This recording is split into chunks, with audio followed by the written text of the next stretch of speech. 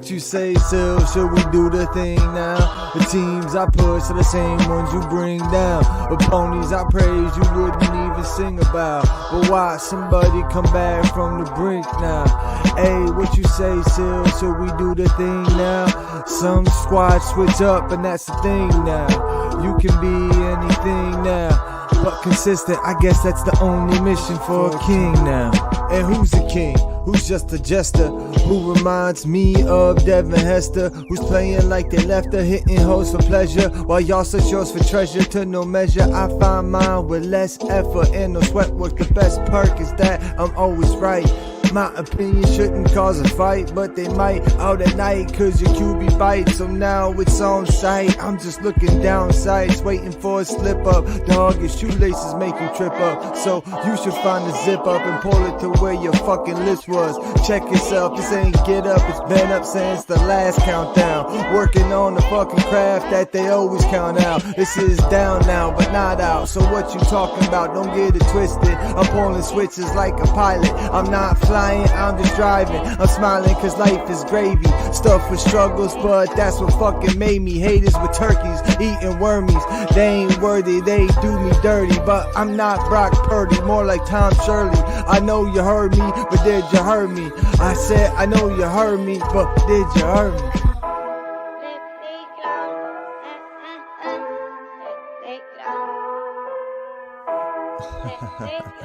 My dumb ass.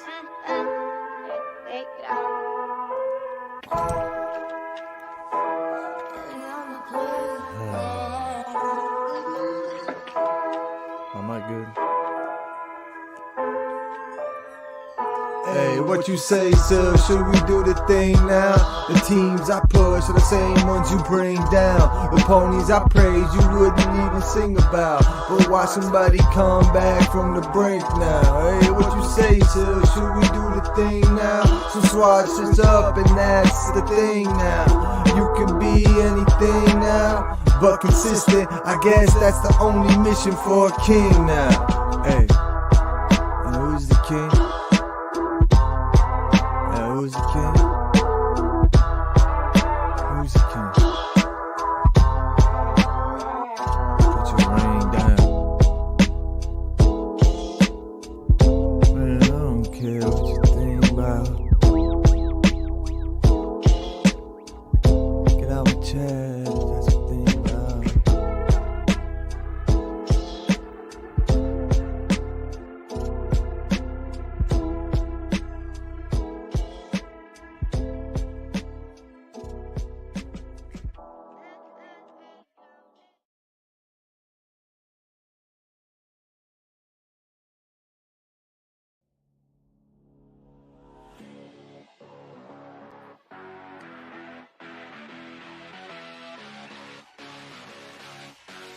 We back.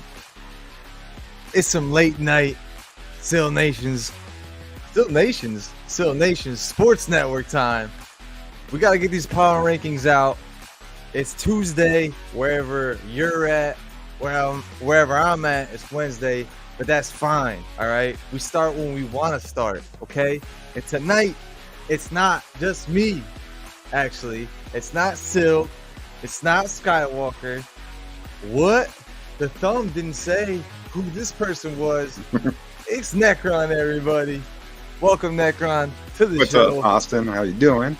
Good, man. Good, man. I appreciate you being here, man. I appreciate you filling in on a late night like this and stopping over on SNSN Sports Network, man. Yeah, no problem. You know, late night is the witching time, so yeah, you Necron's around. I appreciate you, dude. Yo, Havoc, thank you for being here, man.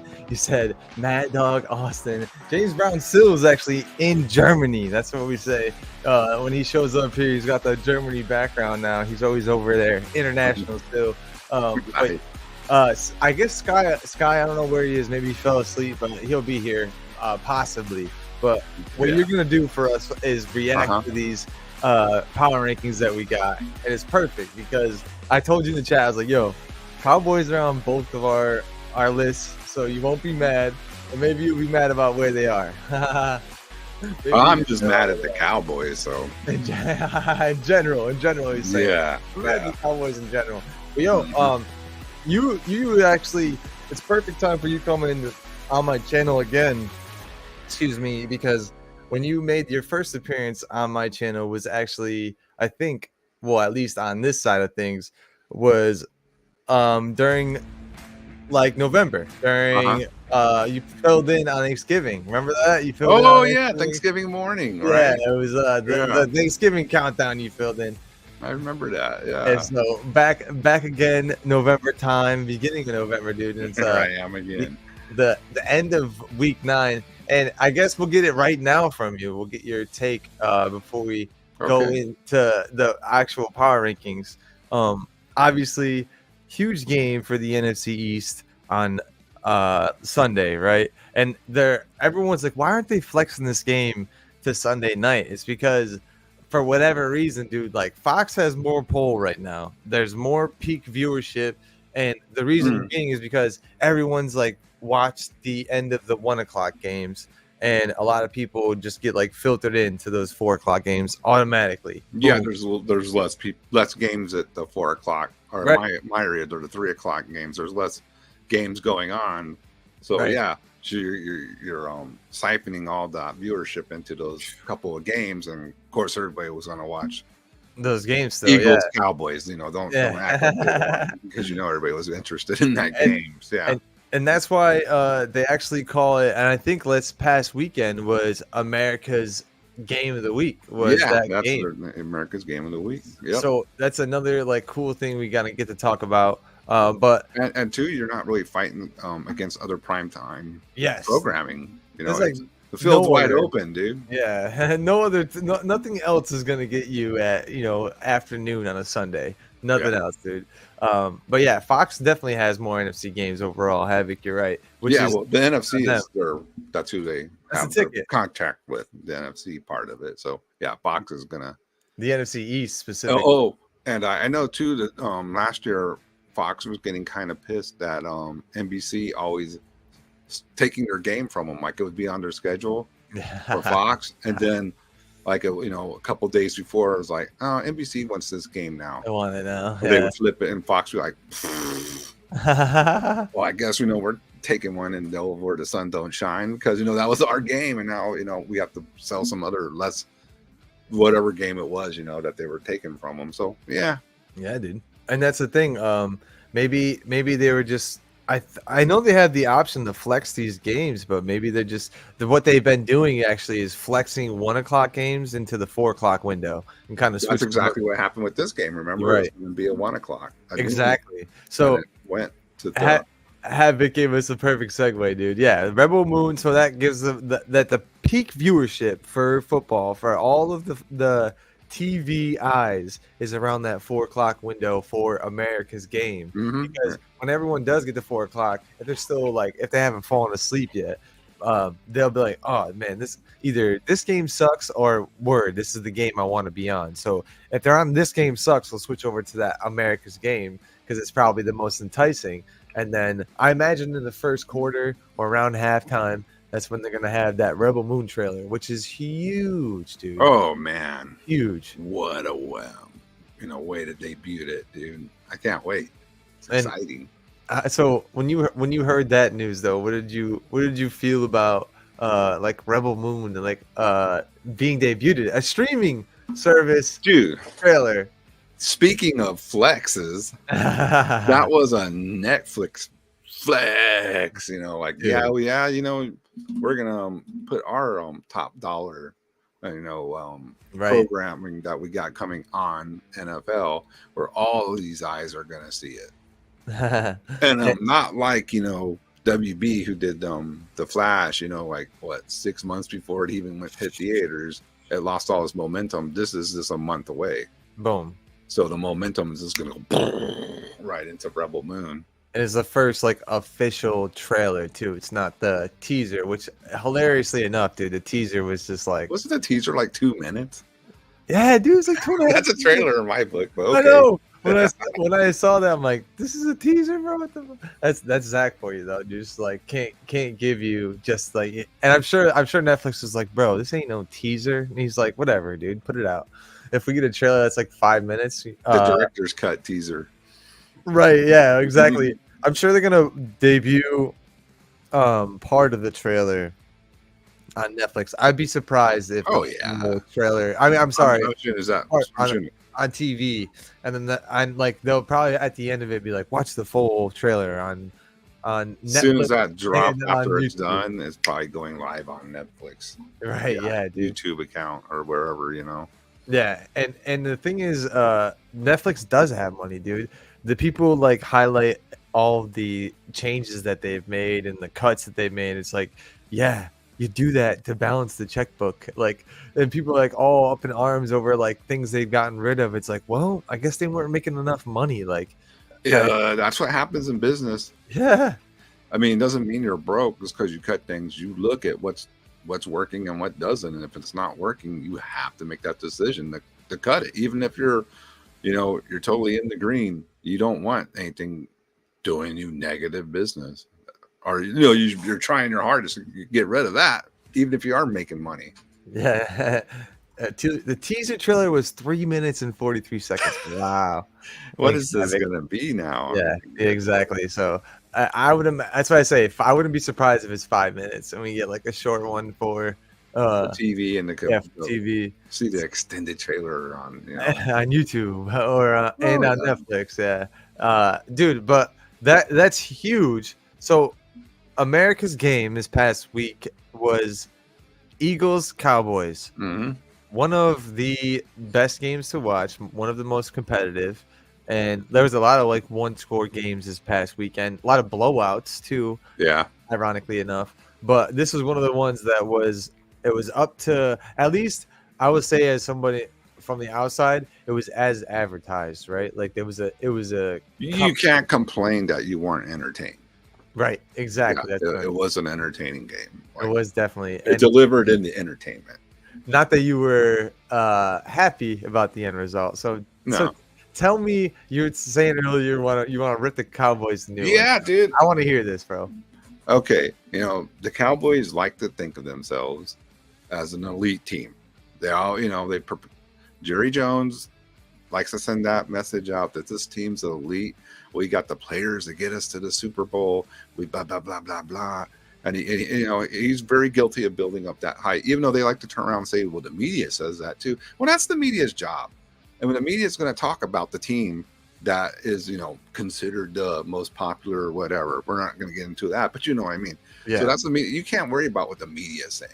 You The can't. media doesn't matter. You know, the Skip Baylesses, you know, the Stephen A. Smiths and all them guys, they're going to do their job. That's their job, to hype up, you know, to get eyes on them, so they're going to talk about that. I don't pay much attention. I watch them, but to me, I'd rather talk about what happened than what's gonna happen. Right. We could talk about anything. Oh, well, you know, this could possibly happen, Austin, you know. Right. And like, that doesn't matter. It's about what happened. And what I saw again was a team that and I see some people saying, oh, the Cowboys played their best and they were almost there. And I'm like, what are you talking about, played their best?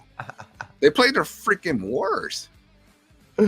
Right? They played their worst, undisciplined team that shot themselves in the foot over and over again. This game was for them to be taking, and I said that earlier. they consistently shoot themselves in the foot. And whose fault is that? The players, the coaches? It's all of them. It's the whole organization's fault for letting this undisciplined BS happen. You're on the 6-yard line, ready to win the game, and then you get called for what was it? I forget the motion call. You know, you weren't illegal motion, illegal motion, and now you're knocking yourself back. So now you can't run it in because Pollard isn't living up to advertisement. I'm sorry, he got hurt. He's not the same. His explosiveness, I have not seen it this year. The guy backing him up is running better runs than him, but everything he does gets negated because guess what? Someone's holding. Someone's doing something. So, you know, it's just, again, shooting themselves in the foot. And I'm tired of these 12-3, 13-4, or whatever these seasons. And they get to the playoffs and they play superior teams that are disciplined and just beat them in the sense of just being a disciplined team. You're not going to be playing the Giants. You're not going to be playing the the Rams and the Chargers, you know, and these type of teams in the playoffs. You're going to be playing teams that deserve to be there, and these guys always act like they deserve to be there. Yeah, but your results aren't saying that. What are you? First round fucking out? Sorry, cuz second round out, you know, and that's it. You haven't gone to an NFC championship game in decades, not just in a couple years. And you know, and it's embarrassing to be a Cowboys fan all the time and have this crap happen to us every year. Oh, you know, regular season, you know, successful. Well, wonderful. No one throws a parade for you winning the regular season. Miami Dolphins went undefeated, but didn't win the Super Bowl. So guess what? They didn't get a parade either. The regular season isn't for a championship. It's a gauntlet to get into the playoffs. Yeah, but not, you know, well, hey, you know, we got a winning record, but that doesn't matter in the end.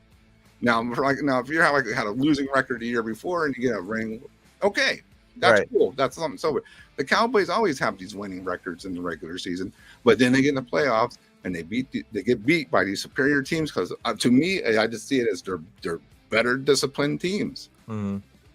And this whole game could have been won if they were just disciplined. If the coach took the freaking field goals, well, you didn't take the field goals. Oh, I think we can do it on, you know, fourth down. How many? We lost 2 touchdowns because we couldn't get it done on fourth. When we could have just gotten the field goals, we would have won the game. We would have won the game. They were 5 points ahead of us. Well, was 2 field goals add up to Austin? 6. Yep. The game would have been won. Why do you take these ridiculous gambles? Your red zone is awful. You don't get anything done in the red zone. Well, we should have kept Ezekiel. At least he could run it in. I know he wasn't hitting big runs anymore, but if you needed that red zone, you know, runner to just pound it in there and get you guaranteed, he got him for you. Pollard ain't doing that. He ain't got the bulk. He ain't got the mass. He's a skinny runner. He's an explosive runner. He's not a guy you're gonna say, all right, Pollard, pound that ball in. He's not gonna do that. Bro, Zeke is still pounding it. I'll tell you this much from watching the Patriots. He's still getting like some yards. He'll break off a couple yards. You need yards that too, short yardage. He's going to do it. Yeah. And I kind of thought like, well, Pollard, you know, had a career-threatening injury. Was it really necessary to let Zeke go? Right. You know, like I get what they were saying, and I would have been like, you know what, let's keep him, but he's going to have to realize he's not the number one anymore. Fine. You know, what's he going to have, a temper tantrum? If he's getting you the touchdowns in the red zones, he's still getting all the glory of the touchdown. I don't know, dude. I'm just fed up with them shooting themselves in the foot. You know, you're on the 6-yard line and you end up on the 32-yard line. Dak of all time, and I'm not going to blame much on Dak because I think he's been playing pretty good. But he should have thrown that ball away. Taking that sack was terrible. But I'm sure they pounded in his head, don't throw the ball away so much because you might get an interception. Right. So he was probably like, no. Now, you know, you're on the 6-yard line with, you know, one more yard. You even would have gotten another first down. Right. But you end up on the 32-yard line with penalties and a sack. And then, you know, I keep saying Zach. Dak keeps it. What's he do, bro? Why don't you get that touchdown? What is that? Stepping out. This is 4th down. You're not getting another shot. Ban up and take that hit or don't do it. That's all there is to that. You know, I get it. You know, the quarterback can't take the hit, but he ran, and we needed that touchdown, or we were getting nothing out of that drive. And guess what we got? We got nothing. He should have manned up, and he had to take that hit. He had to force the ball into the red zone and the end zone. And I'm just like fed up with it, dude. I know I love the Cowboys, but I'm tired of this nonsense every year of self-destructing, simple play. What the call at the end of the game to what's his name, the receiver? I'm blanking. You know, the main number one. CeeDee Lamb? CeeDee Lamb. That ball needed to be in the end zone. What are we doing? Throwing it to like what was it, the 6 or 7 yard line and having him trying to run it in there. There's eagles everywhere. You might as well try your luck at a Hail Mary and hope to God that someone catches it in there. Right. They want you to do that. There's no other choice at that point. They want you to throw underneath because within 5 yards, dude, they have enough people stacked up there to get you. You're not going to get it. You're not going to get it. No matter how great of a dodger you are of a defenders and all that. And I know CD is good for yards after catch, but not in this with defenders. He's not going to get that touchdown. No. So the Cowboys need to freaking grow up, dude, and get disciplined. Yeah. Their coach making terrible calls. Now, I do like the clock management, but dude, no field goals. When you got our field goal kicker's money, dude. Why aren't you counting on him to get those? 3 points is better than no points. That's how I see it. Yeah. You're still in the game. You're still fighting. You're still, chipping away when you get that field goal. But now you came away with nothing twice. And I'm not letting the defense off the hook too, because what happened to that top-ranked defense in the third quarter? Let them get 2 touchdowns. We were in control of the game, and we gave it away in the third. And our defense was just sitting there picking their ass. Like, what the hell are you doing? Put some pressure on him. He's hurt. Mika, where are you at? Yeah. When I heard when Mika saying, "Well, we had a moral victory. We felt like what?" I was like, "What?" He said something like that. I don't know for sure, but it was something like that. I was like, "What are you talking about? Moral victory?" There is no moral victories when you're professionals and you're fighting for number 1 slot in the NFC East. Say moral victory. Those years are gone. You guys need to win that game. Yeah. Or just shut the hell up and try to win the next one. But don't talk about it anymore. Don't even say, "Oh, well, I looked at all the stats. We destroyed them, on yards and all this stuff. But guess what? The only stat we didn't win was the touchdown stat. The one that matters. The one that matters. The one that matters. They beat you. So it doesn't matter. You rolled all over them and you moved the ball up and down the field, because when it came time to cash it in, you choked like the Cowboys always do. And I'm sick of being embarrassed by these guys. Yeah, I'm making it about me. And all the fans should be mad too, because this is unacceptable. Yeah. You shot yourself in the foot. They didn't make you move. You moved. That's undisciplined. And if you're going to, win Super Bowls, you got to be disciplined. We are not that good enough to where we cannot be disciplined. We don't have the talent to not. So we do have to play our best game. So when people say Dallas played their best game and they still lost, no, they didn't. Look at those penalties. And I know there was a couple of phantom calls too that, that, wasn't great. But regardless, if we had been disciplined, I think we come out of that game with the win. But we weren't. And that's what happens. They're not knowing to blame but themselves. Hopefully this is a type of loss though where they can actually learn from it, right? Like when there's a quote that someone just sent to me in a card, like congratulating me and my fiance, was from Nelson Mandela, was I never lose, I learn.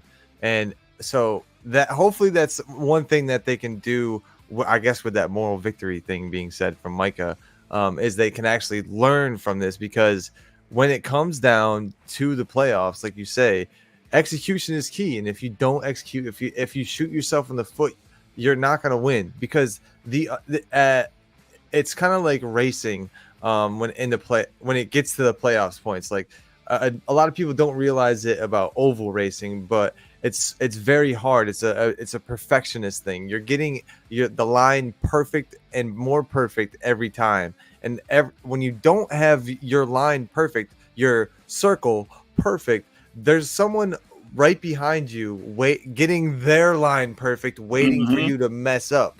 And as soon as you mess up, they take advantage and they can pass you, and then that's it.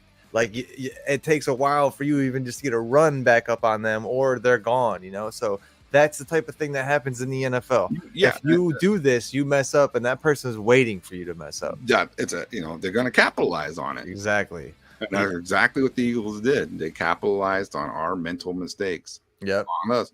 And you can't do that with teams like the Eagles. No.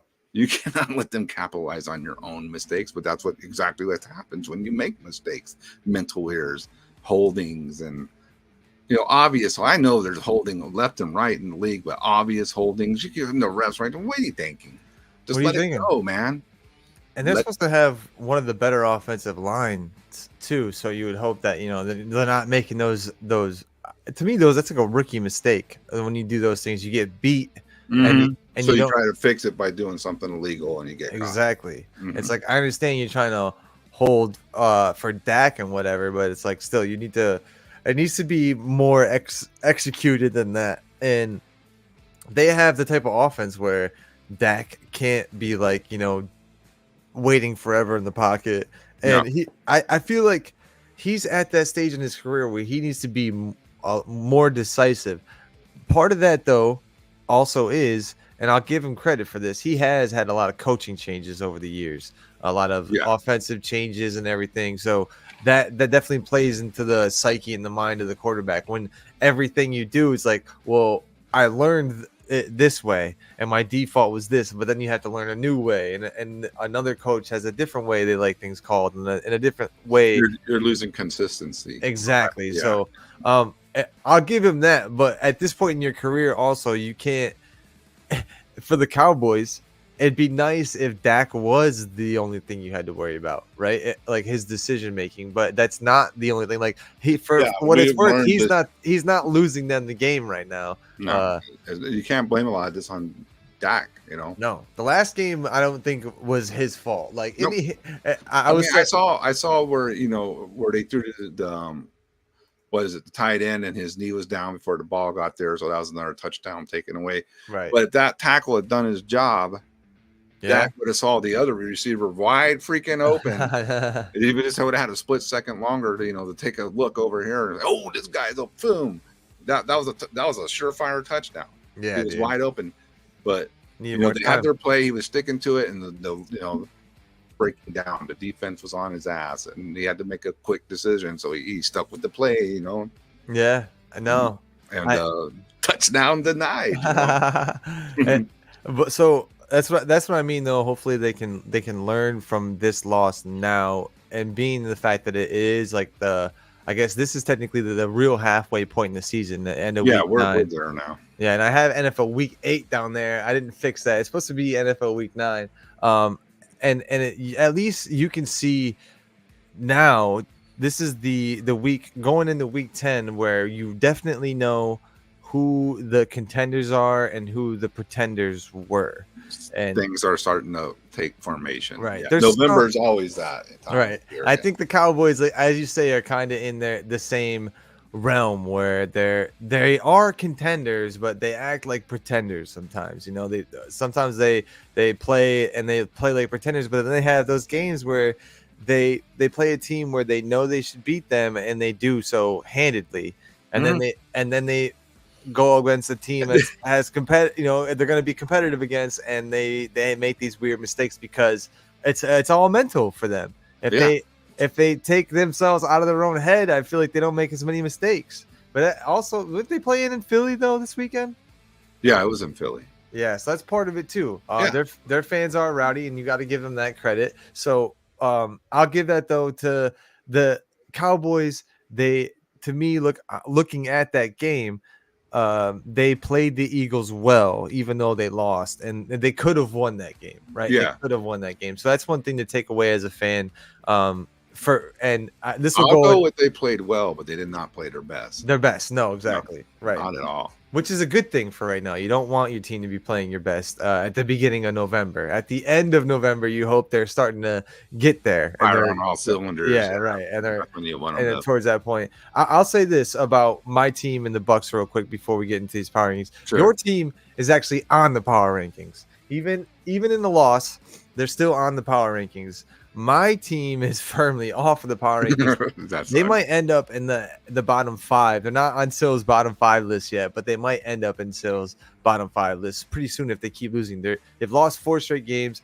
They should not. Everyone's going, and I don't mean to discredit this at all. Okay, this is coming from a Bucks fan, so take this as you will. But everyone's blowing up how CJ Stroud performed over the weekend, and honestly, to me, it was more he made the easy plays that he should make, right? So congrats. The plays a pro should make. Right. And let me say this. Todd Bowles made it fucking easy for him. Okay, and the last like 3 drives, I watched a Tampa Bay Bucks. Like it took me a lot to stomach it because it was just I'm just so disgusted in this team. But I watched Tampa Bay. Shout out to Lockdown Bucks. I watched their podcast and their review over the last couple of drives, and it just like talked about how like some of our best defensive backs, Carlton Davis, having mental breakdowns. And let me say this. What I saw on and I knew it was gonna happen. I told my lady like mental breakdown. What is Buccaneers, going on? yeah, the Buccaneers score. Shout out to Baker Mayfield, throws a 60-yard bomb, dude, to get to Michael Evans. Mike Evans falls on his back and like skids into the end zone, but they call it down at the 1-yard line. Then we give the ball to Rachaad White. He walks in the end zone. Right before that, though, there was a penalty.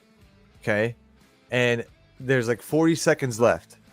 And we're on the 1-yard line, 1st and goal, right? Rather than take a runoff, Todd Bowles calls a timeout. So you can have a 10-second runoff. So rather than being 46 seconds, it goes to 36 seconds, right? At the 1-yard line, how much time are you even going to bleed off? Like none, right? Yeah. So he takes the timeout. We score in the very next play. There's 40 seconds left.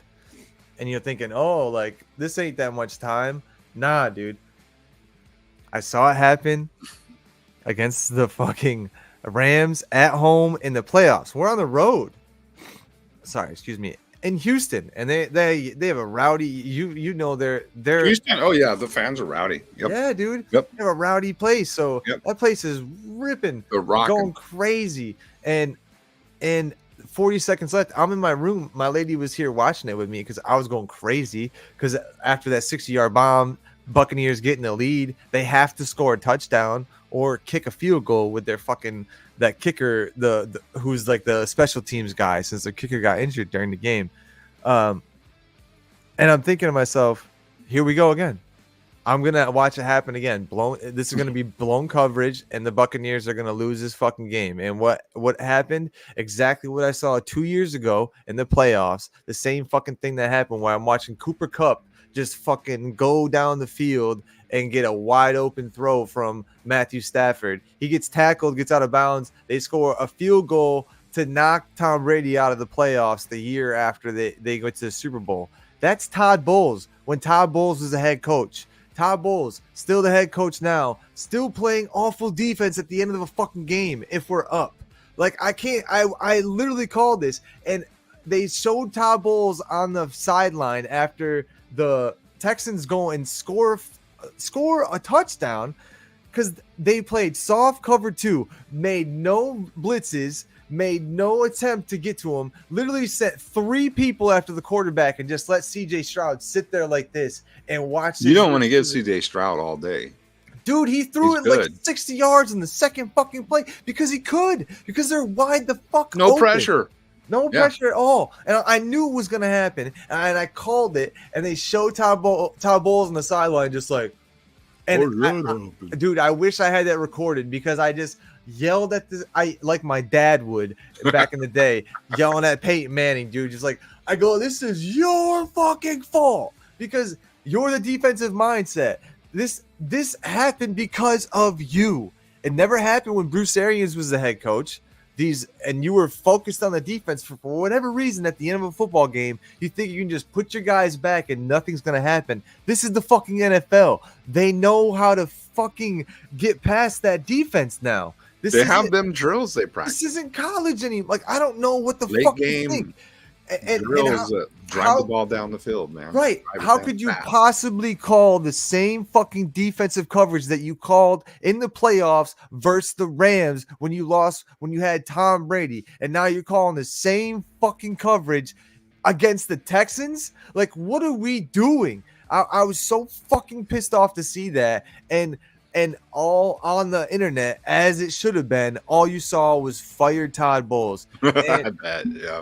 All credit to the Glazer family for not doing that for whatever reason. And Todd Bowles saying, "Oh, we need to take a look in the mirror." No, you need to take a look in the fucking mirror, dude. It's not anybody else. Like You you make have them people. calls, yeah. You pay Carlton Davis. You didn't keep James Whitehead. You sent him to the Jets. Guess what? The Jets are one of the top defenses in the NFL now. You didn't fucking keep him. Or you sent away Sean Murphy Bunting, who is now playing for another top defense who I can't think of right now. But you sent away all the other great cornerbacks and kept this idiot Carlton Davis there, which for whatever reason, like, yeah, people think he's a hard defensive back to play against, which his peers say that. But I think that's just a guise, because when you look at the numbers, the number one wide receivers all have days when they play against Carlton Davis, dude. So I don't want to fucking hear this shit anymore about Todd Bowles being this defensive mind. If you can't stop a team at the end of a game with less than a minute left and you have the fucking lead, you're not an elite defensive mind anymore. Because you have Swiss cheese defense. And I fucking knew it was going to happen, dude. A must-win game on the road. And if your team scores 37 points, you should not be losing the game, dude. You should not be losing the game if you're scoring 37 points. Not at all. So that's a game-winning score. 37. You should win. Right. And whose fault is that? It's the defense. It's the defense, dude. And I ultimately kind of blame the feeling. And I don't know how to feel. Like, David Canales called a great offensive game. The Baker played great. Like, didn't have a lot of mistakes. The offense played phenomenal, and just the defense was just fucking Swiss cheese. And I'll give CJ Stroud credit, yes, but I gotta say this: like, watching that game, watching the Buccaneers defense over the last couple of games, like, it just was fucking terrible, dude. And the Texans are not that great. You saw them play against their NFC South rival, the Panthers, the week before, and all they scored was 12 points. They scored 12 points against the Panthers, and then you're telling me against the Buccaneers they scored 39? How the hell does that happen? So, yeah, exactly. So I had to double up on your fucking Cowboys point, dude. Like, no, I don't blame you. I'm sick of my bullshit, team. Dude. I'm sick of stupid stuff. Yeah, self-destructive stuff. Now, if you lose because the other team is just better, you have to eat it and say, yeah, they were better than us. Right. And do I think the Eagles are better than the Cowboys? No, but I have to eat it that we lost. Yeah. You know, I mean, on paper, and the final score says they're better. So, yeah, you know. Yeah.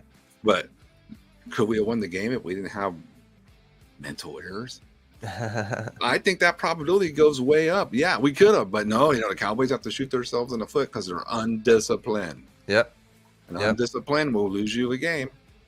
You know, when you got the go-ahead touchdown on the 6-yard line and you end up back at the 32, that's on you, man. Yeah. That's on you. And it's the same thing. It's on the defense who always prides this Buccaneers team, who prides itself on the defense, and all these people who like talk mad shit on the defense, the defensive players who always talking mad shit.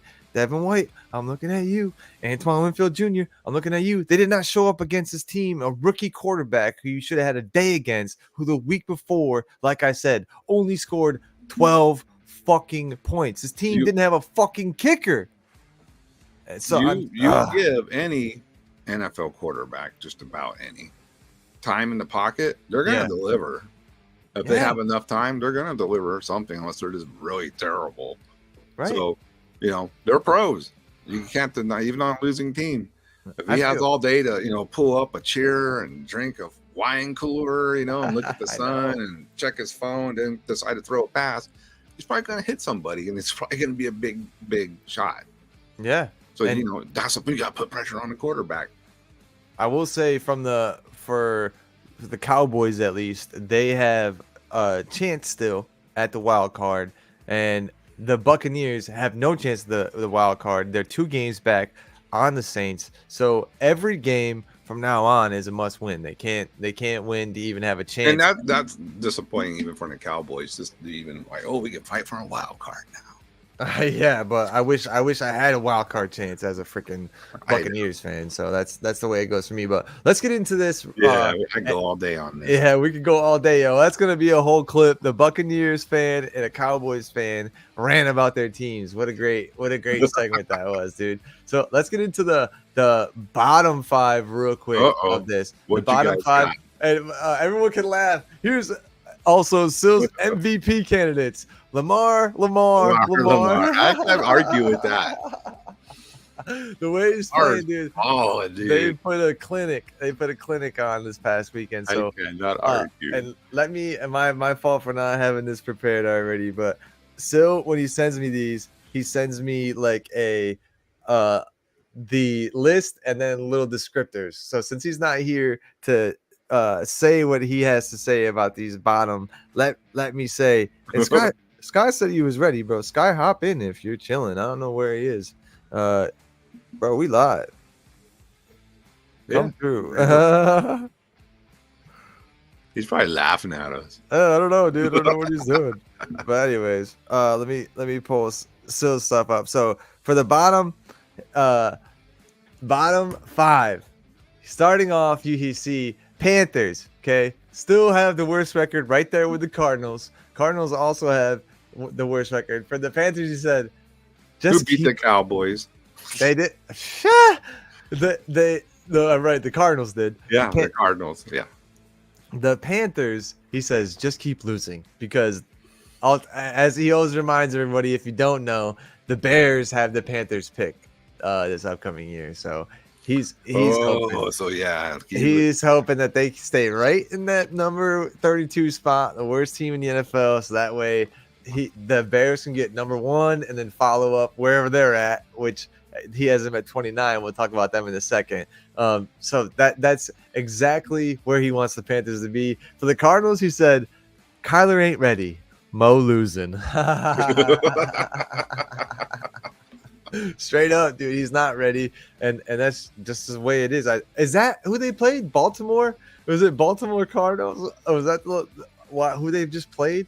Let me look at that real quick. The Cards? Yeah, who'd they play last weekend? Might be right. No, they played the Browns 0-27, dude. Yikes.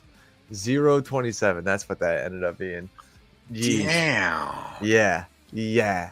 Embarrassing. And this team rolled the Cowboys. Right. So it's just them. Well, they had Joshua Dobbs then, did they? I don't even remember, dude. Who won for the Vikings? Which quick shout out, which we'll mention him in just a second, actually. But for the Giants. He literally says, mad periods, no comment. Yo, sorry, dude. Absolutely. I mean, I have no comment either. Giants are Giants imploding. Danny Dimes gets hurt. Tyrod Taylor on the IR. And they just look awful, dude. Saquon Barkley should have got traded. Should have demanded. Yeah, dude, it's a shame he's on that team at this point. He's wasting his career. Right, dude. Get the picks and move on, man. Get the picks and it sucks. It sucks to say that. It also sucks to say that about the Bears because it looks like they're going to be moving on from Justin Fields. And me and Sill actually think that Justin Fields is going to go to Atlanta, which would be pretty dynamic down there in the running game. But the Bears, Havoc says the Bears got destroyed, bro. I don't think they got destroyed. I don't even know the score. Yeah. Tyson Bagent had them in the game. I was looking at that. I was actually feeling kind of bad that I got rid of Tyson Bagent. I was like, oh man, I got rid of him. And he's playing well. What was the score? Where's the Bears? Yeah, 24-17. They almost beat the Saints. Only lost by a touchdown. Yeah, so they're playing better, hysterically enough, with Montez Sweat on the defensive line now that they picked up from the Browns. And then so for the Bears, he says he's hyped. He's hyped about the Bears. This Bears fan, he goes, 2 of the top 3 picks potential. He wants them to keep on losing, bro. He's like, yes, we get 2 of the top. At a certain point, it's the smartest move, right? I mean, what are you gonna do? You know, get those high picks, man. That's what happens, and a chance to double up in an NFL draft, especially this upcoming one. You can get your quarterback, and then you can get your wide receiver right after, who might be someone like Marvin Harrison Jr. as your wide receiver, who is looking like the top wideout prospect out of the college league right now. So that's a 1-2 punch, dude. You'll get him right to start off, both on rookie contracts. Just build the whole team around that. Just build a defense up, dude. Yeah, you got a juggernaut waiting to happen. And then you see there, he's got number 28, the Patriots. He said, Belichick may really be done after this season. Yeah, dang. Wow, dude. Wow, that's big time coming from Sill right there. Yeah, dude. I don't know. He might. I saw earlier today from the game, Bob Kraft looks visibly upset about this team, which I would be too. Like from their fall from grace. Let me ask you Excuse me. this. Go ahead. Do you think Brady would still be playing if he was a Patriot? Possibly. Right? It's a 50-50. Possibly. They don't have an awful like offensive line. It's just like I think it's part of it is like Bill. I think they don't. Bill. I mean, he's how could I say a coach from a different era, Yes. and I don't think the kids today are going to respond to that type of coaching. No, Yeah, not at all. Yeah, Do you think he comes back as a Patriot? I mean, they had that whole like they had that whole ceremony for him and stuff. Dude, that had to be fucking making Belichick pissed. I'm sorry. It was all Tom Brady. He's just like, oh, by the way, they suck without me. But hey, I'm here, guys. Right? I'm here. Hey, dude. I mean, I got another Super Bowl, by the way. He did, right. But Dude, and a quick little tangent about Tom Brady and the Patriots with that. Like at the end of 2019, when they gave Tom no weapons and they gave Tom no offensive line, he still almost got them to the playoffs. And they were still somehow fighting a way in. And Tom was like, "Yo, I need more weapons. I need this, and they didn't get it. And he's like, "All right, I'm gonna go to free agency." And they're like, "What?" He's like, "Yeah, I'm not retiring. Like, what do you think this is? I'm still gonna play." Goes to a team with some weapons and an offensive line, and then makes throws 50 touchdowns at 40 years old or whatever, and goes and wins the Super Bowl. And it was the very next year, and everyone was talking about the year before, like, "Oh, Tom Brady's the problem. Like, he's not good anymore. He's falling off a cliff." And then that's just what Bill was trying to set him up, and that's like that type of pettiness. You can't exist as an NFL head coach like that. But it also goes to show you, like, maybe he was falling off then as a coach, and that's part of the reason why Tom was like, "Yo, I gotta get the hell out of here." He was probably seeing it, because it had to be a hell of a decision, after all that, just to leave. I know, right? And they got Cam Newton after that. Like, that was their fill-in, dude. After he left was Cam Newton, and then they drafted Mac Jones, and you've seen the other like prospect that were out with Mac Jones. It's like, dude, what did we do? So yeah. This is our plan. Yeah, right. I do honestly. I still, being a Tom Brady fan, a huge Tom Brady fan. I still watch his stuff. I still keep up with what he's doing. And I know he's like kind of into Hollywood now a little bit, but like he still looks just as great. Like, I don't know why he wouldn't want to play. Like, and maybe this year off like it does make him want to come back, but maybe he has a private meeting when we hear about a private meeting with Bob Kraft, and maybe Belichick moves on somewhere else, and Tom slides in with his preferred head coach. Who knows? Who knows?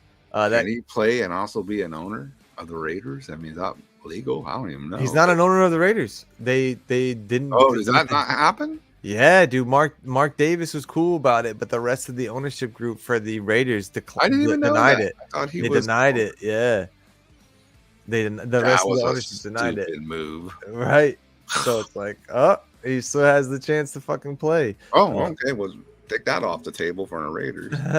and who knows? Maybe Bob Kraft lets him be ownership of the Patriots, which I would make a lot of sense. I don't think any of the owners of the Patriots would have a problem with that. No, dude. I think that would help all of their stocks. Revenge of Brady Part 2? That'd be insane. That'd be insane, dude. The NFL needs another storyline. The Patriots replaces Belichick. Oh my God! Imagine that. And I talked. Things have happened. I've been talking about it all year, man. And Tom said this before he retired, and it's one thing. He's like, "Man, I don't want to sit and watch football on a Sunday after I retire and think I'm better than half of these fucking guys." Like, and he still is. I'll give you this, Austin. That's probably true at this moment. Right? There is not great quarterbacks right now. We got like Lamar Jackson's, You know, That's it. Who else can I think like this fucking balls? Pat Mahomes. That's it. Mahomes, yeah. And everyone else kind of like fluctuates. Like me and Sil talking about every weekend, dude. Josh Allen fluctuates. Fucking Tua fluctuates. I like my guy Burrows. I think he was injured. Oh, we talk about Burrow too. Yeah, yeah. I think he's getting back on track. He was obviously not himself at the beginning of the year. Joe Cool, but and that's the thing though about elite quarterbacks, and we talk about it all the time, man. And I got spoiled watching it, but like there's so many injuries that like Peyton Manning played through, Brett Favre played through, Phillip Rivers, Tom Brady. Like no one talks about it that much, but like Tom Brady like fucking bent his thumb backwards and got it reset and had stitches on his throwing arm or his throwing hand or whatever. Like during the playoffs, like he just played through that shit and still played as elite. So yeah, I understand Joe Burrow had his like calf injury, but I think part and more to do with the fact was that he didn't play in the preseason, so he was super rusty. Yeah, like, no timing down. Yeah, didn't have game time reps. Yeah. Yeah, exactly. So to put a pin in it in the Patriots, Belichick may really be done after this season, and it'd be cool to see Revenge of Brady Part 2. That'd be cool. That'd be cool, dude. We gotta mention the dishonorable mentions. He didn't put this one in here, but I put it in there for him. See, last week he had the Packers in his bottom 5, but this week he didn't have them in the bottom 5, didn't have them in the dishonorable mentions. But I know that he hates the Packers, so I put him in there for him. There you go. Okay, there you go. They lost bad, right? Let me see. I got the NFL scores up. Packers. Nope, they won against the Rams 20-3. They're both on dishonorable mention. Yeah, they both in there. And for the Rams, though, he said the team of my favorite names are just not playing the same. Injuries to Stafford and the inexperience of the majority of his team is plummeting them towards the bottom 5 record. Oof. That's a tough read, but yeah, that's what it is, man. And for the Rams, big news for him now. Maybe I can get your thought on it, but they signed Carson Wentz as a backup QB because one of their guys just isn't playing right now. Their rookie quarterback that they got, and then Brett Rippon, he's the possible go down and be injured, and Matt Stafford is injured. So you think Carson Wentz is going to make an impact like Baker Mayfield did last year, bro? No. No, I don't. Bro, No. Quick answer, bro. No, I mean, he may give him a game or two. I don't know, but Carson Wentz is going to do Carson Wentz things, bro. Yeah, exactly. That's why he didn't have a job, Yeah, exactly. He was hunting out there, hunting. But hey, congrats, Carson Wentz, getting the paycheck again.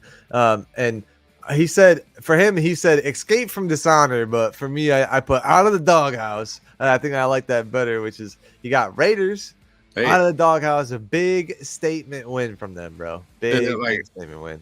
What I see with the Raiders is they got that cancer, and put it in remission. It's like out of here and remove the tumor. Yeah, I mean, it's pretty hard, to argue. They won pretty solidly, man. That coach wasn't the guy. It wasn't the guy, dude. I mean, that's what happens. Got rid of Tom Brady as an owner and got rid of Josh McDaniels as the head coach and the GM too. Whatever. Yeah. I guess it wasn't doing well either. So he said, "Good job firing your coach." 100 for the Raiders. Yeah. That's all that needed to be done. And shout out Antonio Pierce, dude. Hell yeah. Did you see that locker room footage of him after the game? Yeah. I was just like, because if you guys don't know, my second team is the Raiders. Yeah. I know it's a weird combo. The Cowboys and then the Raiders. It's Lobo. It's Lobo, dude. I mean, come on. I have to love the Raiders. I love the Cowboys because of my geography. I'm from Texas. They got the skull logo and all that. The Raiders, but the Raiders are closer to my heart and personality or whatever. Yeah, right. It's more metal, especially the fan base. How how they look and dress up too. Like, yeah, dude, you're meant to be a Raiders fan. Yeah, good for them, man. If I wasn't in Texas, that would probably be my top team. But whatever.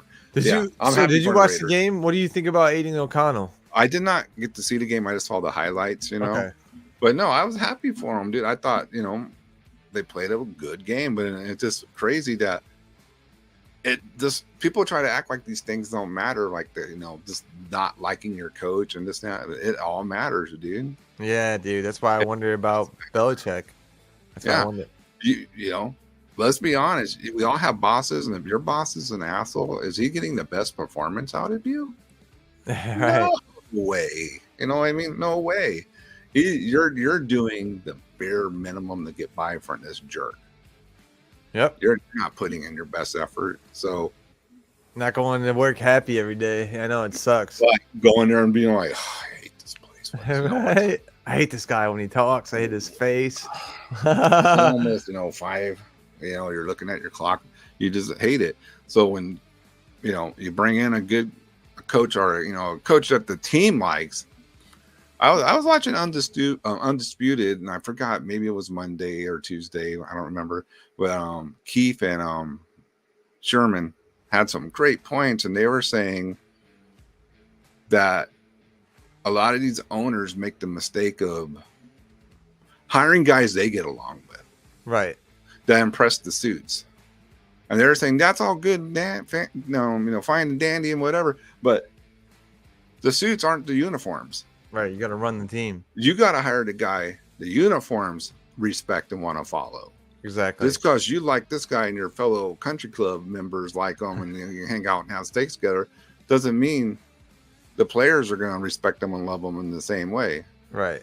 So you got to get out of this mentality of this, I like this guy, he's going to do a good job because I like him. And you got to hire the guy who your team likes and who's going to perform for them. Mm-hmm. That boils down to, motivation, performance, discipline. They had like a respect. Raiders had like a airing of grievances sort of meeting. I heard about that meeting. I heard it was horrible for him. Like Yeah. it basically broke the coach. It broke the coach because like one thing that they got up and said, "Oh, thing," and Pat McAfee did a hilarious rendition of it earlier. I watched that. I have to look that up. Oh, it's hilarious. He's like, you know what? I hate your face. I hate looking at it every day. I hate the way your hair sticks out of your stupid little visor. I hate your fat fucking body. Like, and then like someone, you know what? It might have really been shocking to him because Right. he may not even known that this is the consistent, How they feel. of the locker room. Like what? Those meetings, especially in-house like that, the family atmosphere that they kind of create. Professionals like that, they know that they signed the contract, they're not going to get fired that day, right? So if you're having an airing of grievances, I bet you the first guy to stand up was probably like Max Crosby, one of the guys that's there. And once the first guy, like captain, speaks their mind, the next guy's like, all right, cool, I can fucking say whatever I want to fucking say. It's like, yo, this is Max offense Crosby looks sucks. like the type of guy isn't going to hold back either. He's going to, you want Exactly. my honest He's opinion, a I'm going to dog. give it to you. Yeah. Yeah. So that all happened, and then basically Antonio Pierce stood up afterwards. This is before he got hired, and he was like, thank you guys for talking to us and whatever. He's like, I think the real issue that we're having as a team is that like we don't believe that we can beat anybody. He's like, he was on the 2007 team that beat the Patriots, the undefeated Patriots, in the Super Bowl. And also, let me remind you, the Patriots did beat the Giants at the end of the regular season, but no one mentions that. That's all right, because why would they? But anyways, they were 1-1 on the season, okay? So they got tied on the season. But anyways, neither here nor there. So Antonio Pierce said, our 07 Giants team thought that we could beat whoever, and that's why we did. That's why we beat whoever. That's why we went down and we beat that 2007 Patriots team, and we won the Super Bowl instead of them. It's like you guys got to have that in you, and everyone was like, "Oh yeah, thanks." Like, preach you, like some rendition of that. Some type of motivation. Right after that, Josh McDaniels is like, "Don't you ever fucking talk about the Patriots like that again." And I guess like right after that was like, "All right." Mark Davis, I think, saw that and was like, "You're getting the fuck out of here, dude." Like he just like rallied the whole troops, and then you cut him down because he talked about the Patriots, who aren't even this fucking organization right now. Like, all right, dude. So they got rid of him. And then Mark Davis like put the guy in charge who took control of that meeting. Like after everyone airs their grievances and it's like a bad vibe, you had someone like actually pump up the team and everyone clap for Get it everybody on the afterwards. same page again. Right. So he put the right person in charge, and other people are saying, and I hope it is true, that he has legit chance at getting the head coaching job after this season. And that's a terrible thing that we always see, is like an interim coach takes over, does really well, and then doesn't get the head coach. I hate that actually. Right. So like I believe Jay Glazer reported this, that he does have an actual chance at being the head coach next season if they perform well towards the end of the season. And why not? Why not? Right. If you can come out, win 30-6 against the Giants like you should, I think you have a reason to be a head coach. And Havoc says that's true, but the Giants beat the Patriots twice in the Super Bowl. Yeah. We'll talk about that another time, bro. Another time, yeah. Yeah, it's all right. We got a show to get through here. Tom Brady still has more Super Bowls than the Giants organization, so I don't want to hear it. Anyways, out of the doghouse too, he has the Commanders. He said they traded their best defensive players away, but they still can score a bunch to keep it interesting until they fire their head coach. Which we both think that Ramavera is going to get fired and maybe even be enemy too. But who knows? He might stay there because they are scoring. He's the offensive coordinator, and somehow they still won the game after getting rid of those two defensive players. So yeah, interim head coach means you're auditioning for head coach. Usually Havoc, but for whatever reason, hasn't been having it. Yeah. So do you have any thoughts about the Commanders being in the NFC East, watching their team all season, or do you have any thoughts on the Commanders, I should say? Oh, the only time I have thoughts on them is when they play the Cowboys. I really don't pay attention to the Commanders too much other than that. Maybe their record, Right. I'm just looking at it, seeing, who do we got to beat to get, to that first spot or, whatever. But the Commanders, that's another team that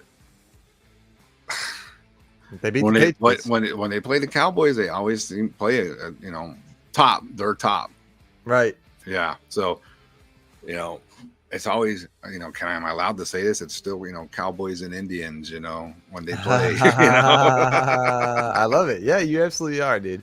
From what we know about the Washington fan base, yeah, I think they're so cool with that, bro. Honestly, I don't know if you know anything about that, but like the Native Americans are like, bro, we want you to represent our shit. Like the logo was like one of the chief of one of these tribes, and they're like, yo, you were like honoring us by doing that, and like now that you're not, like, what the fuck? They're mad that they're not using that logo anymore. Well, who was the ones who wanted them not to use it? Was it even Native Americans? Probably not. No. It's probably a bunch of white people. But anyway. White people thinking they know how to do everything for our ethnic people. Yeah, Just exactly. shut up and let these people decide what they want. So, don't get me started. I know, dude. Let's go into this power rankings, the actual power rankings. Let's see what you got here. And let's go over Sil's list first. We got at the top of the list, he's got the Eagles, and he says league's best record, respect. And that's how I feel too. We've had them at the top. Yeah, you can't deny facts. Facts are facts. They got the best record. You got. They only one loss. Only one loss so far this season, bro. And it wasn't against the Commanders, dude, who we just talked about. See, that's that damn NFC East. Yep. I'm telling you, it's a different. Well, I mean, we all know divisional games are different. Yes. Each team brings it. It's a different type of atmosphere. They just mean more. Those games mean more. It's like the inside games, like playoff like matchup inside the season kind of, yeah, bragging rights, and it's like the first meaningful games, like you got to win those. And they're at number 2 for both of us actually.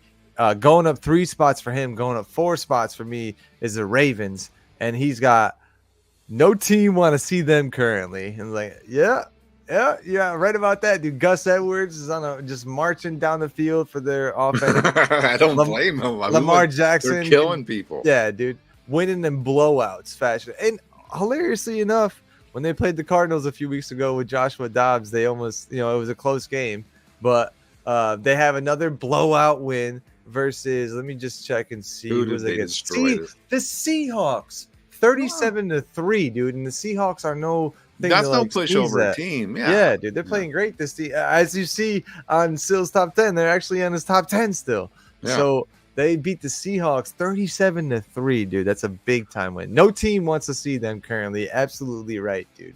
Absolutely right. I think they're the best team in the AFC right now. Above Man, the I Chiefs. just think too the Ravens they would be in a better spot even if they just hadn't screwed around with Lamar Jackson and that contract crap and just done it when they should have, dude. Oh, all right.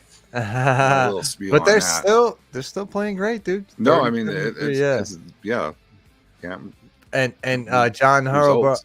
Harbaugh is going to trying to get Coach of the Year this year, so we'll see how that goes. He's got for 3 the Lions, who he loves saying this dark horse. We got at least we don't have a dark horse of any division yet, but he's got a dark horse for the Lions being dark horse for the number 1 seed in the NFC.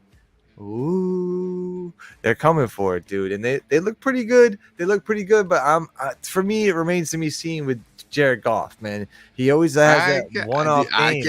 I know Money Chain James is going to get mad. I just can't fight it with the Lions. I can't. Dude. You could see for Syl, they actually went down a spot, but that's partly because they didn't play this week, but also the Ravens. If you're going a head-to-head matchup, they beat the Lions and they beat them pretty handedly. So he's got them down there, but still the dark horse for him to be the number 1 seed because he doesn't. Me and him kind of looking for a reason to knock the Eagles down, dude. But they keep winning. They keep winning, bro. So yeah, they're at number 4. He's got the Chiefs, which says the defense is keeping them afloat with a surprise face, dude. Like, oh my God, the defense is keeping them afloat.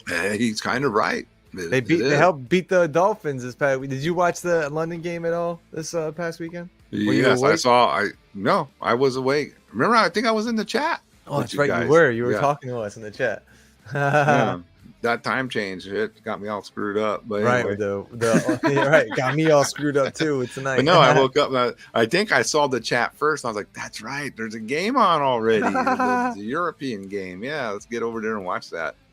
But I mean wow, that's an investment too to put that matchup in Europe. Wow.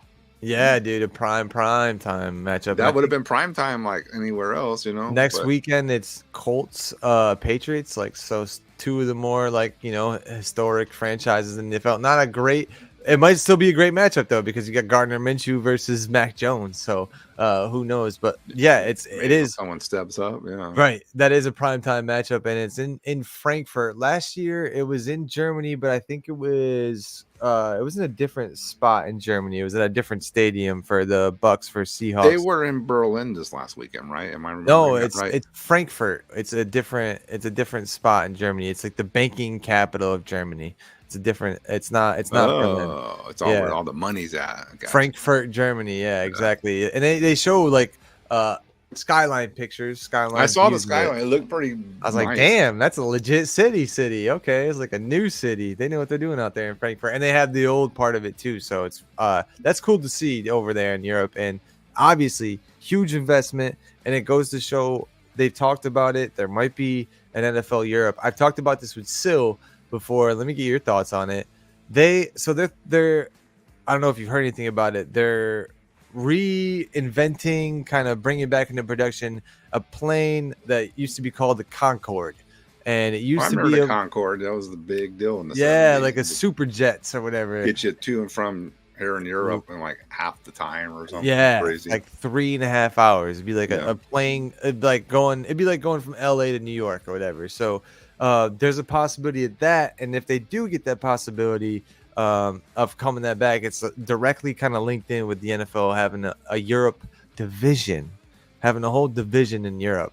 So what do you think about a whole division now? The possibility of that, and if they did that, they would have like obviously teams would go over there and kind of play the whole division, right? Kind of go over there, play like 2 weeks, and come back. So you're asking players to go away from home for 2 weeks straight. And you're asking players to go play in fucking Europe if they get drafted to a Europe team over there. Like, think about that. Yeah. So it's I mean, as the union might have a lot to say about that. You know, just putting that out there. If they're paying enough money, bro. But you're gonna get people to do it. That's what I'm gonna say. These players are gonna probably have to get paid more. I mean, to make this incentive really realistic, It's going to be a lot more money they're going to be making too. International TV money at that point. But are Europeans going to support this? I mean, I know it's one thing to go watch an American game, but dude, you'd be surprised, dude. There's actually cities in like Germany, all over Europe they're home cities of like NFL teams. Like for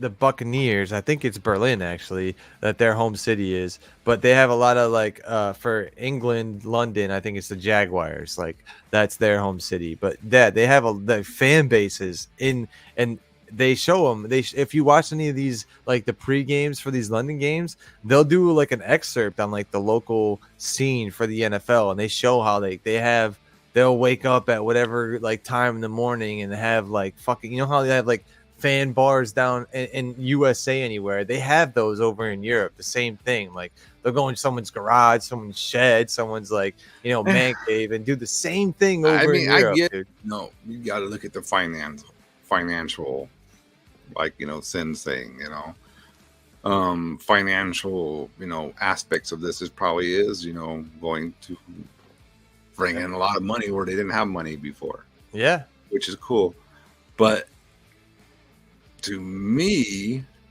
this is me, I like our football being uniquely American. Yeah. I don't want it to have a European influence. I know that isn't very, you know, worldly or whatever the hell you want to call it. Global. I hear you. But, you know, it's a uniquely American sport. Right. And, you know, I kind of like it that way. I agree with you. I think it's our last great like export. You know, make America great again.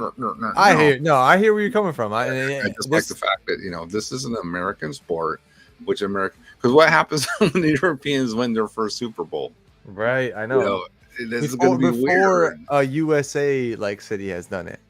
Yeah, you know? Yeah, before an American city has even won a Super Bowl. Right, or what happens when they host a Super Bowl in Europe? And like it costs Americans a fortune to go over there. I mean, people will still do it, but now I hear where you're going. I know all what he's talking about too. Yeah, but, nah, the whole world is headed to the dark age. We'll see about that, bro. But we'll see about that. You know, whatever. We're still alive here, Havoc. We still got some old heads that ain't gonna let that shove us over. And that's the thing too, is like I completely agree with you. There's something to be proud about. The fact that this is an American sport, that there's still people all over the world that will pay to see it, pay to come see it, pay to go to games. There's people all over the world that will actually pay their life's fortune just to make it to the US so they can have a chance to be in the NFL. They get that uniquely American experience doing that, and we get the chance when we have those players in our NFL locker rooms too. Our NFL like players get to learn from them.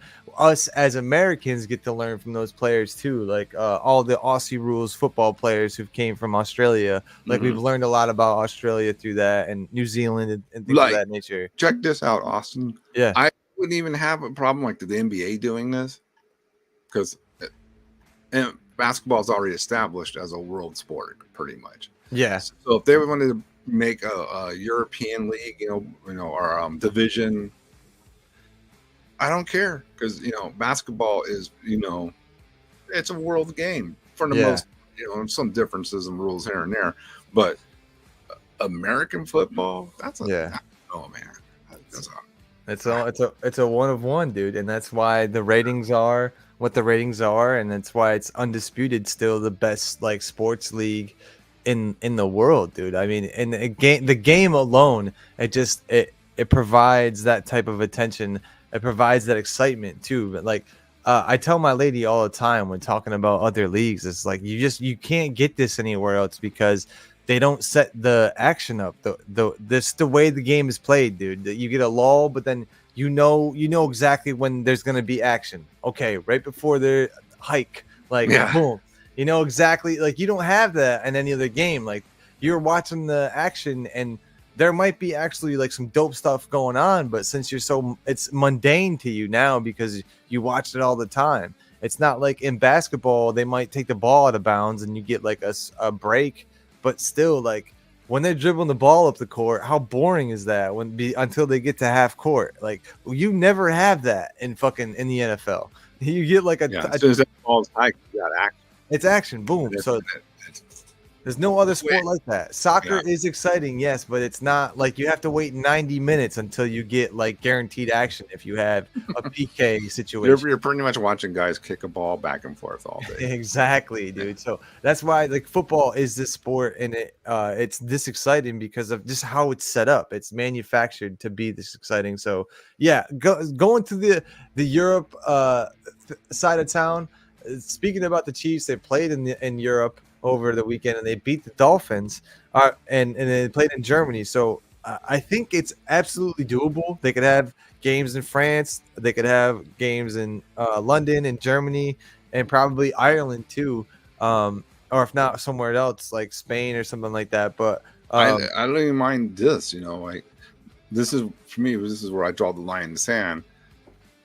Our teams can go there and play. I'm not going to freak out or get upset over that. I'm cool, because that builds the NFL brand. But like we're saying, once you put other teams, like you start establishing a European division, that changes everything to me. Yeah, it does. It does. But hey, and I think it also weakens the league because now you're going to have more or less. How I say this? You're going to have to spread out players more. So you're going to be bringing in, obviously, let's be honest, inferior players. Yeah. To fill in the gaps. So I will say this, though. I think they're planning for this in a way where they are going to have they're going to have the ability to have better players go into the NFL. And this is with the XFL. The XFL has joined the USFL. Oh, I saw that. Yeah, and they are now one. And the XFL and the NFL are actually like in partnership as a feeder league. And if I don't know if you follow the XFL like I do, but there has been so many players from the XFL who've made it into the NFL just this year alone, after the first year of The Rock heading the XFL. So there is a huge promise for that league to be a feeder system, especially after college players who want to play in the league have the potential, but they just need time and they need more coaching, right? Like sometimes there's just too many players, there's not enough spots and not enough time for these players, but it doesn't mean that they're like not able to play in the NFL someday. They just need better coaching, more experience, more reps. And to be honest, I'm talking about like players, being thinned out. I'm going to go back to the NBA for an example again. Look at the #1 draft pick on my Spurs, European player. So yeah, who knows what, if this happens, what this type of, you're going to get more people into it and then more people are going to be playing, in Europe. So who knows? It's a weird, but in the end, I just want to stay in the American League. Absolutely. And Havoc, you're clowning right now with saying the XFL might be the main thing in the US moving forward, bro. Stay off the internet, man. If you really actually believe that, and like the dark ages and all that shit, man. Trust me. Me and Havoc, me and Necron will tell you, bro. We both lived through Y2K. Everything was fine. You know what I'm saying? Like we both lived through 2012. Everything was fine. We're gonna live through this, bro. So yeah, we're all good. And I don't think the NFL will never not be an American league, especially if, again, I'm a huge NFL fan. I follow everything from the GMs, to the coaches, to the training staff, to the owners, the ownership groups, and everything like that. A lot of European people have made their way into the NFL. However, the NFL has the ability to, like, all right, the ownership will sell a percentage of this, sell a percentage of this, sell a percentage of this. I will say they've been halting the external people coming in, and people like Jeff Bezos, Elon Musk, our American like billionaires, they're trying to get into the league and make this, more American ownership. And on the other side of that, you have families who own teams, like the Walmart family, who owns Denver. Bob Kraft, his family owns the Patriots. I can't think of his name right now, but the owner for the Colts, what's his name, dude? Hell if I know. I can't think of his name, but his daughter is actually like on the sidelines with a headset on, like learning like how the coach, like she's learning everything. Irsay, that's Jim Irsay, that's the owner.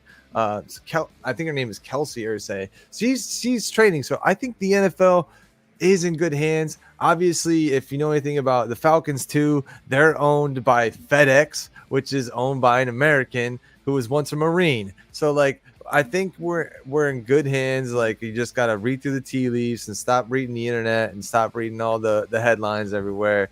I think we're fine. I think the NFL is in good hands, and if we're going over to Europe, it's to bring our best export and take the Europeans money. That's what. It boils down to money. Yeah, you know what I'm saying. Take their money, bro. Give us all your money. Thank you, appreciate it. And I think it's all business in the end, right? And these NFL players, I think most of the contracts we'll see out there for the European leagues will be like 2 to 3 years.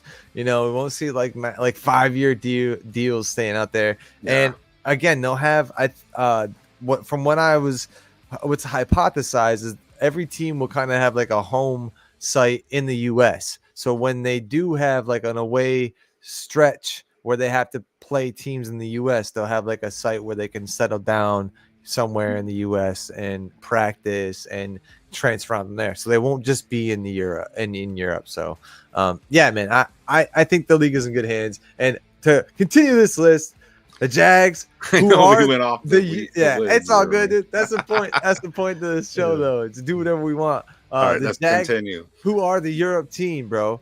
He says they're a scrappy ass team. Got to give them that as the Jags. That's true, man. They're finding a way to win. Not getting the ball to their best players all the time, but they're finding a way, dude. They're finding a freaking way.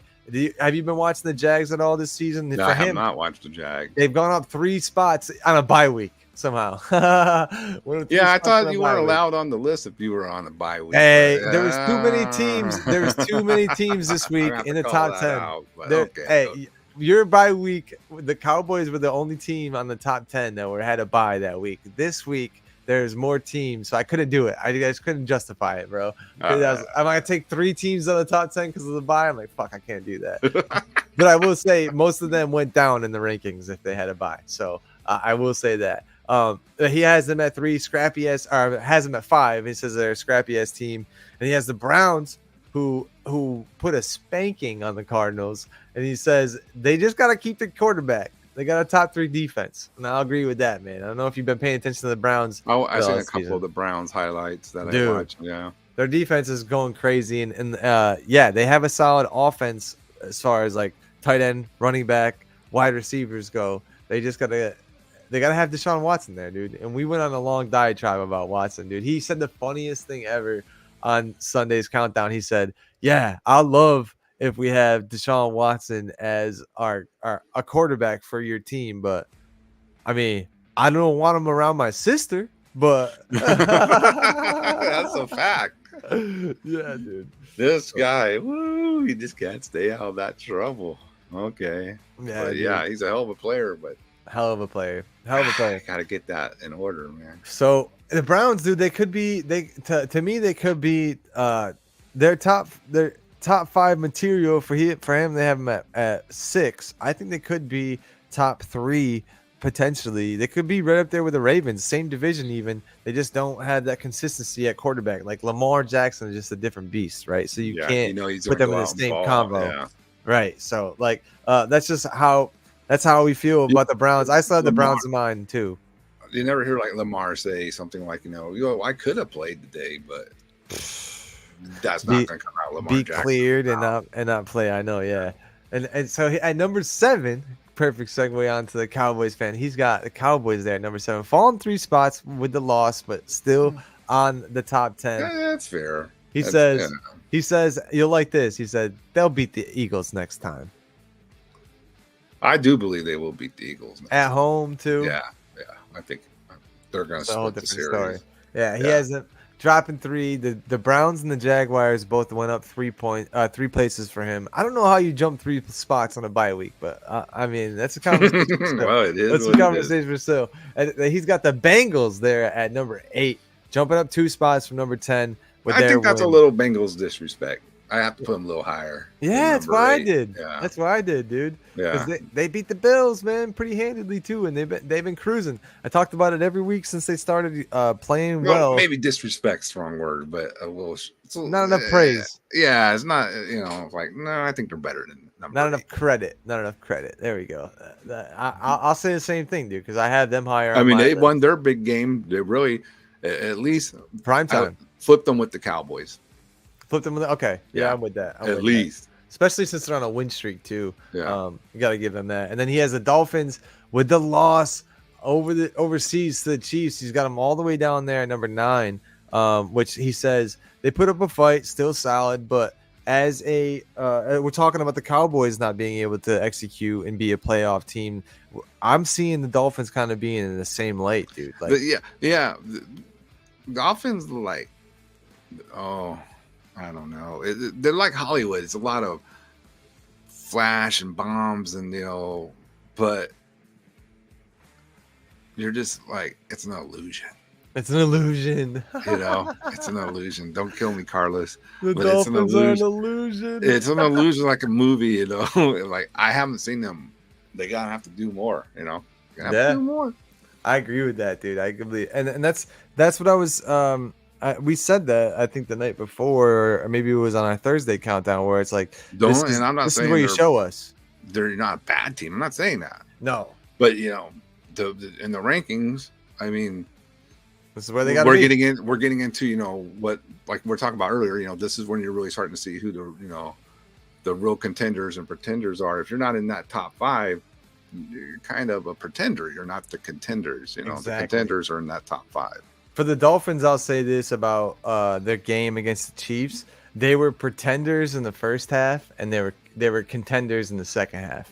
They got it together, but some yeah.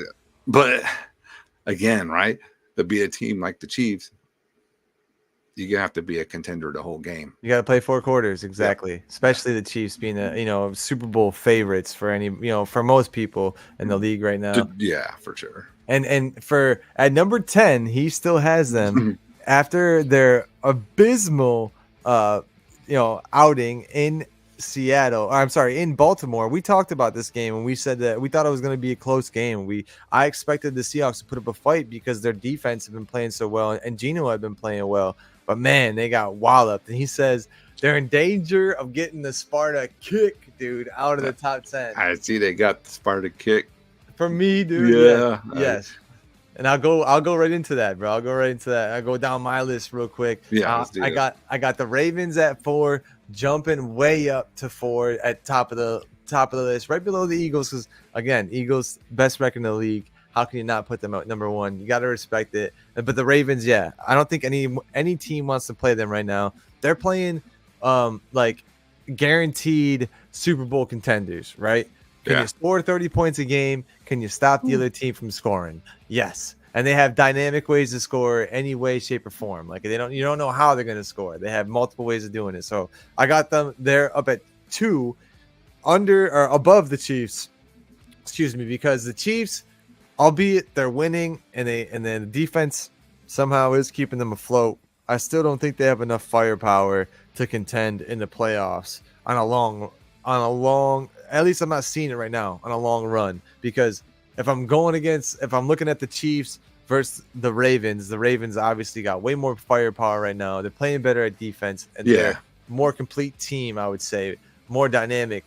For the Chiefs, Pat Mahomes is trying to do everything he can, and it looked like from the Denver Broncos, it looks like they had the recipe on how to shut down Travis Kelce, and the Dolphins kind of did that last weekend. Like Travis Kelce didn't do much. But this all year, the Chiefs just don't seem like the Chiefs. Yeah, to right. Me, they're not the same Chiefs. I mean, they're a great team and they're winning and they're doing their thing, but it don't seem like the Chiefs that we saw last year.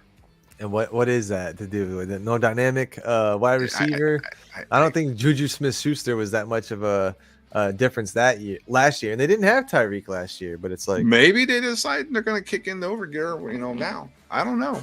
right? Who knows? Maybe Yeah. they're not playing their best ball, and that's the thing about people who return to the Super Bowl every year and have these long seasons. Like the Patriots found themselves in a rare area where they had to plan for that whole entire year. Yeah. It was kind of like growing up when I ran cross country.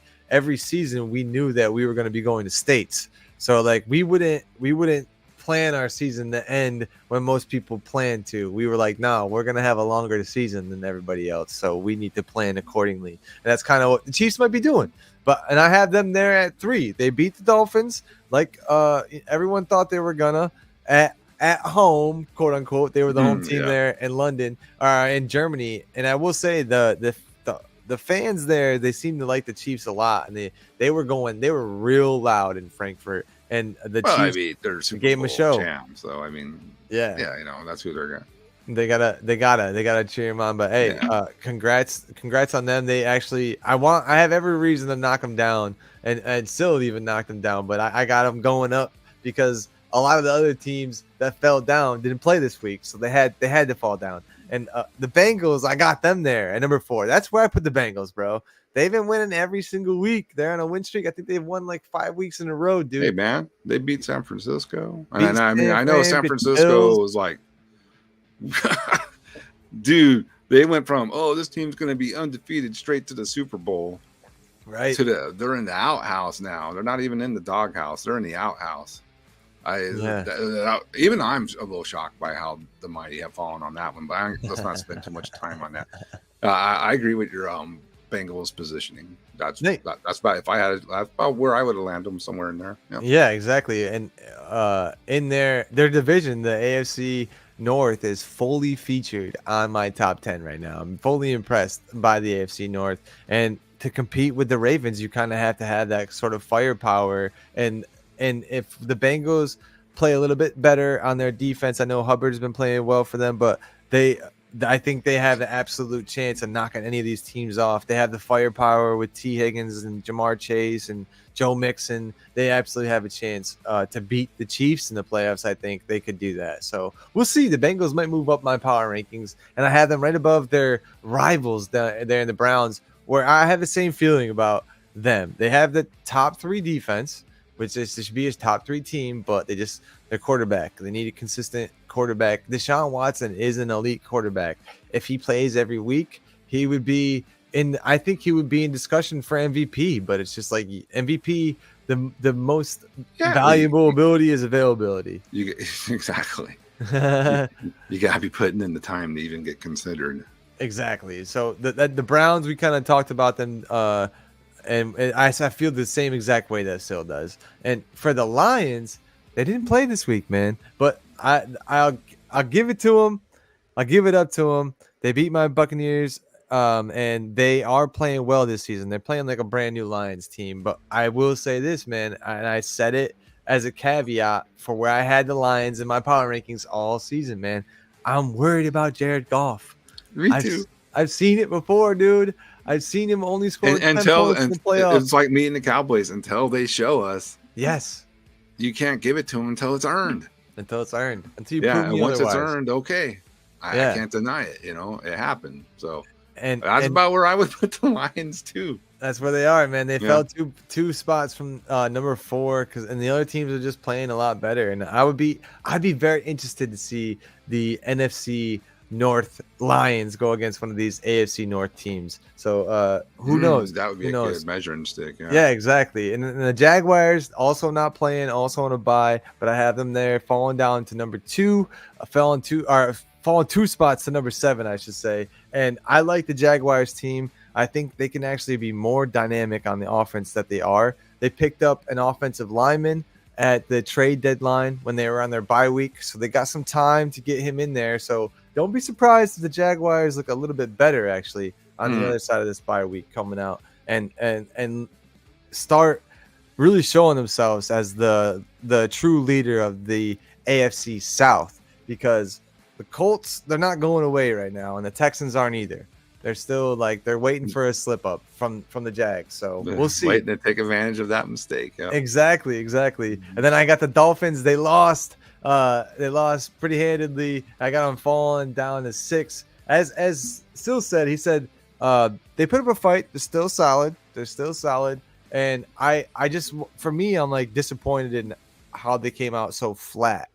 For like we're gonna talk about for a game like that, right? You got to come into play, and we're gonna talk about being a Super Bowl team and having aspirations and expectations to be in the Super Bowl. Man, I've seen the pedigree of that for 2 decades, and you got to come to play against these games, and you surely can't come out in the second half and not be like firing on all cylinders. Like these games are like a Super Bowl measuring sticks. Yeah. How does my team compare to this elite team right now? Right. Yeah. So they have potential. They have potential to win this game, but they have to start earlier, and we got to see that more consistently from the Dolphins. They're on the verge for me of falling out if I see another bad loss or a loss where they don't show up to play, because there's other teams in the NFL who are showing up to play. And I'll say that about the Cowboys, man. They did fall 6 spots for me, just like the Dolphins, but they're still in the top 10. They're still, obviously going against the Eagles in the NFC East. I don't think you guys have a chance at winning that division because they have the best record. Only 1 loss so far this season. But, I mean, the Eagles would have to implode. Yeah, exactly. So for them to get it. But it can happen.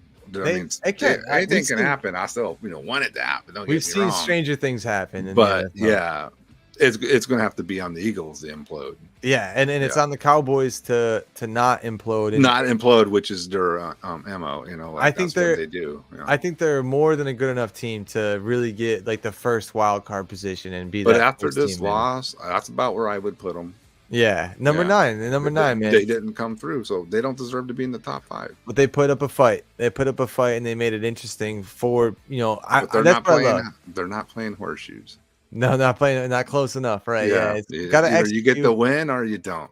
Hopefully, they can learn from the loss, and it's a teaching measure going forward. Again, I've seen it every year, and I was lucky enough to be a Patriots fan for as many years as I was. Tom Brady went to the Super Bowl half of the seasons that he played. So every half of the seasons that I watched, it was like, okay, this is a Super Bowl defining year, and you have these moments throughout the season, man. You have these losses throughout the season. At this point in the season, this is the perfect time for the Cowboys to take this loss and really, really learn from it and apply it. Are they going to be the typical Cowboys? Right. Nice regular season, but nothing in the playoffs. Are you gonna change it? Are you gonna finally change that narrative, man? Yeah. I think Mike McCarthy has the potential to do that. It's just like I hope so. Some of his calls. Ugh.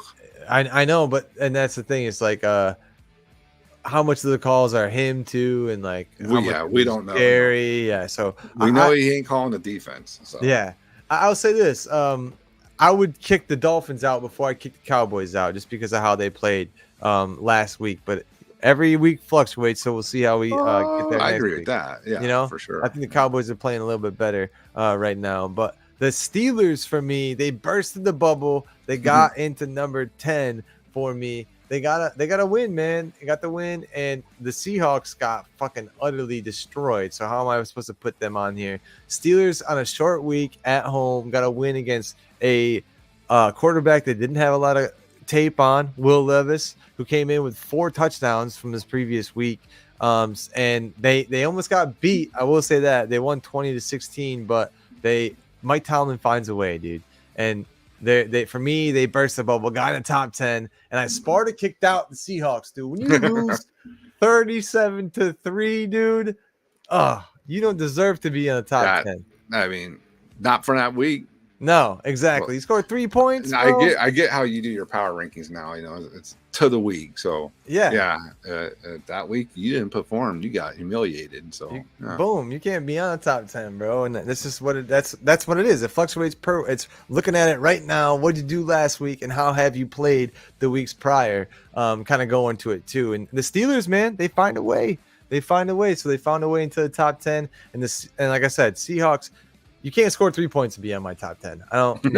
I don't think anyone should have one. No respect for you for scoring that much. And Still down at number 10, but I know he said, but he on the verge of being Sparta kicked out. So next week you might see that. He's still showing that Mikey love. Yeah, exactly. He can't bring himself to do it. I get it. I had to.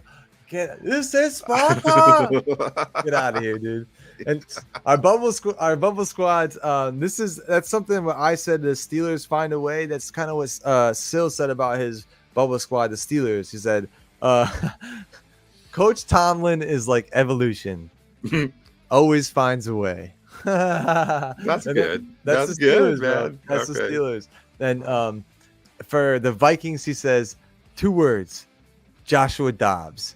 Bro, I saw that story. Yeah. Crazy. And crazy. Let me give a round of applause for Joshua Dobbs, man. I'll do that with you. Yeah. You know, amazing story. I just hope it continues. If he can pull that off against on a short week, not knowing any plays, I mean, I just hope it continues, man. I hope you have continued success. And Minnesota is that type of area, that type of city, that type of franchise where if you're plugged in and you play well, man, they'll ride you. Like they'll be completely behind you all the way. So I hope that's a fact for that, man. With the Vikings, yeah, and they have the opportunity to be a wild card team, dude. It's all in the realm of possibility for the Vikings. It's still in there, and they got the win. And I have on the verge for the bubble. For me, I have the Saints because they're actually leading the NFC South.